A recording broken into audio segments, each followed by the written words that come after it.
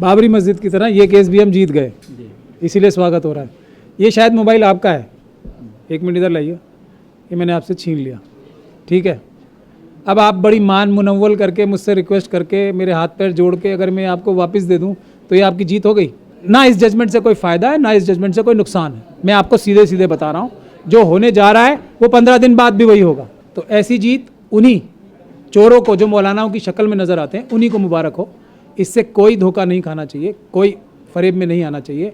आप लोगों की दोनों हाथ काट के एक उंगली वापस कर देना अगर जीत मानी जाती है, तो इससे बड़ा फ्रॉड और धोखा कुछ नहीं हो सकता। कितने हज़ारों लोगों के घर या मेरे ख्याल से लाखों लोगों के घर तोड़ दिए गए, गैर कानूनी ढंग से तोड़ दिए गए, और इस पे कौन सा जश्न मनाया जा रहा है? आप शुक्रिया अदा करेंगे कि मैं रोज़ आके आपको डंडे मारता था, घर से घसीट के आपकी माँ बहनों को निकाल के मारता था। अब मैं कल से नहीं मारूंगा, ऐसा मैं आपको अभी कह रहा हूँ मुँह से। तो आप मेरा शुक्रिया अदा करेंगे, गले मिलेंगे, ईद मनाएंगे। 15 दिन का प्रावधान तो पहले से ही है, वो बैक डेट में लगाते थे नोटिस। तो चलिए, आपने वो 15 दिन भी छीन लिए, मैं तो कम से कम थोड़ी देर के लिए खुश हो रहा था, वो भी छीन लिए। तो आप मुझसे भी अच्छे वकील हैं, असल में यही होगा।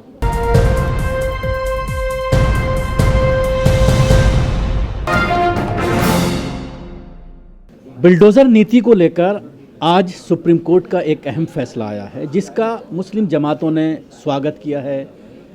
जमीयत उलमा हिंद के दोनों ही विंग की तरफ से बाइट्स आई हैं और दोनों ही तरफ से दावा किया गया है कि हमारी याचिका पर यह तारीख़ी फ़ैसला आया है और मुसलमानों को उससे बड़ी राहत मिलने वाली है। हमारे साथ इस पूरे फैसले पर बात करने के लिए मौजूद हैं सुप्रीम कोर्ट के senior advocate Mahmood Paracha.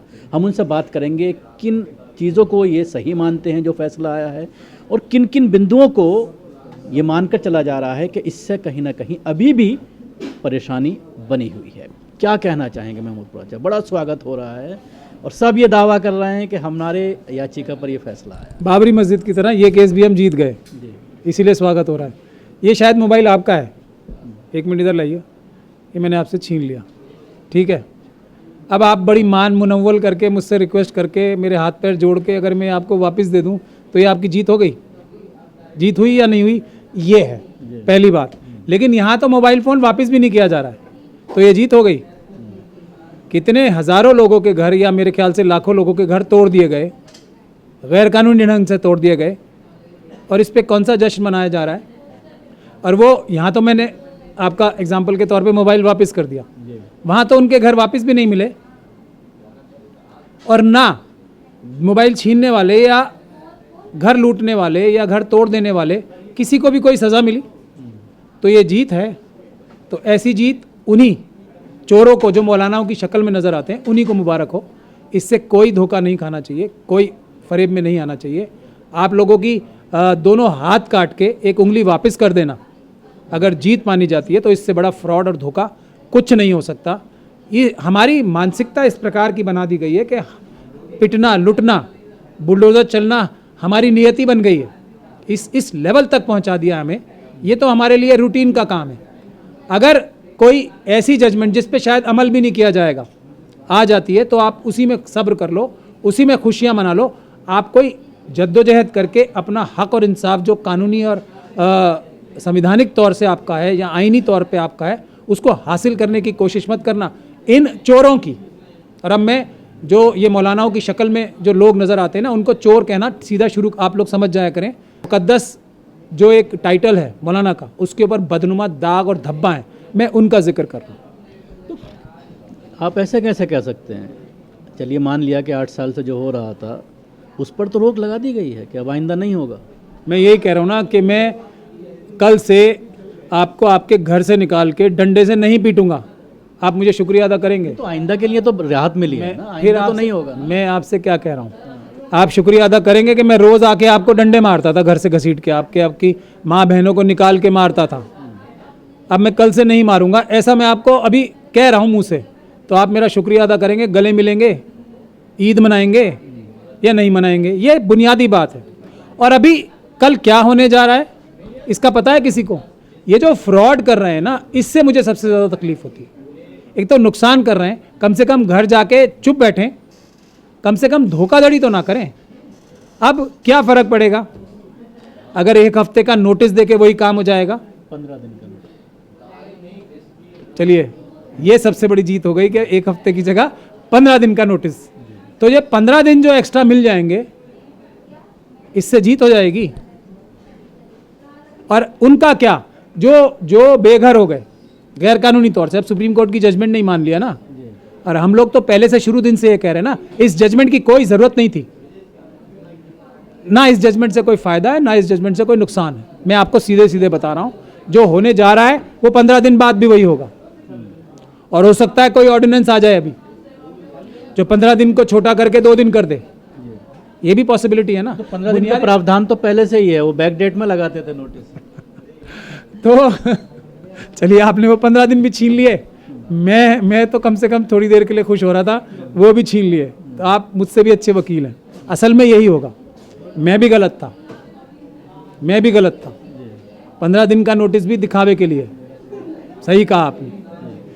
Solution कहाँ है? सलूशन है रीढ़ की हड्डी में, जो किसी भी चोर के पास नहीं हो सकती, चाहे वो मौलाना की शक्ल में आए, चाहे किसी दूसरी शक्ल में आए, चाहे किसी पॉलिटिकल पार्टी के लीडर की शक्ल में आए। ज़रूरत है भारत का संविधान इस्तेमाल करने के लिए रीढ़ की हड्डी, वो इनमें है नहीं, चोरों में। बात यह है, लोगों को और धोखाधड़ी करते रहते हैं। तो वैसे ही बुलडोजर चलेगा जैसे पहले चलते आ रहा है। 15 दिन का नोटिस कागजों पे दिखा दिया जाएगा, तब तक जब तक जो मेरा फॉर्मूला है, कानूनी कार्रवाई नहीं होगी उन सभी लोगों के खिलाफ जो इस तरह की गैर कानूनी कार्रवाई कर रहे हैं। उनको जेल नहीं भिजवाया जाएगा, योगी जी जैसे लोगों को, उनके भ्रष्ट सरकारी अधिकारियों को और दूसरे लोगों को, और उनकी जाती प्रॉपर्टी से ये मकान के पैसे रिकवर करके नहीं दिलवा। बात तो कही है आज सुप्रीम कोर्ट ने कि अगर इस तरह का एक्शन लिया जाएगा, गैर कानूनी तरीके से किसी का घर गिराया जाएगा, तो फिर अफसर जिम्मेदार होंगे। और आज तक के सारे कत्ल माफ, अब तक जो हो गया उसका क्या, उसके लिए भी तो ऑर्डर करते हैं। आज सबके घर वापस कराए जाएंगे। इतने दिन जो वो सड़क पे रहे हैं, उनका जितना नुकसान हुआ है वो उनकी भरपाई की जाएगी, और ऊपर से जो उनके बिजनेस और दूसरे चीज़ों का नुकसान हुआ है उसके लिए कंपनसेशन भी दी जाएगी। तब तो जीत मानता मैं।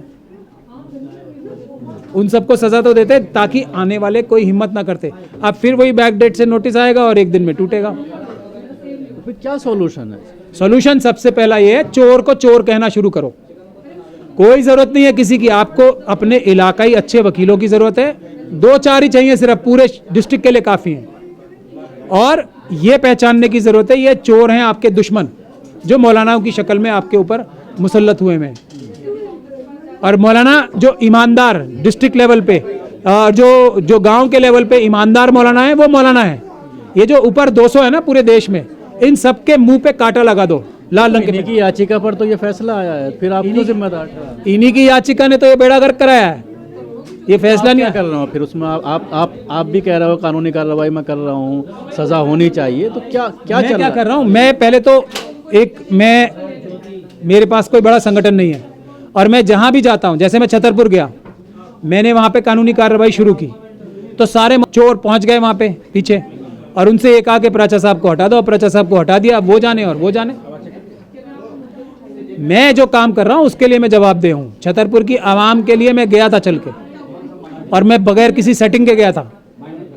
ये लोग तो सेटिंग करके जाते हैं ना, जमात इस्लामी, फलाना इस्लामी और ये सब, ये तो लोकल उससे सेटिंग करने जाते हैं, और उसके बाद एक प्रेस कॉन्फ्रेंस करते हैं। प्रेस कॉन्फ्रेंस में ये बताते हैं, और कोई मकसद नहीं होता, कि मुसलमानों के साथ इतने जुल्म हो रहे हैं ताकि वो और डिमोलराइज हों। कुछ काम नहीं करेंगे बचाने के लिए, हिफाजत के लिए कोई काम नहीं करेंगे। महमूद पराचा बात कर रहे थे बुलडोज़र को लेकर के जो फैसला आया है, जिसका बहुत ही ज़बरदस्त स्वागत किया जा रहा है। सोशल मीडिया में उसको लोग पूरी तरह से सराह रहे हैं, लेकिन महमूद साहब का ये कहना है कि इस फैसले का कोई औचित्य नहीं है, कोई मतलब नहीं है। बुलडोज़र ऐसे ही चलता रहेगा जब तक जो दोषी अधिकारी हैं जिन्होंने मकानों को गिराया है उन पर एक्शन नहीं लिया जाता।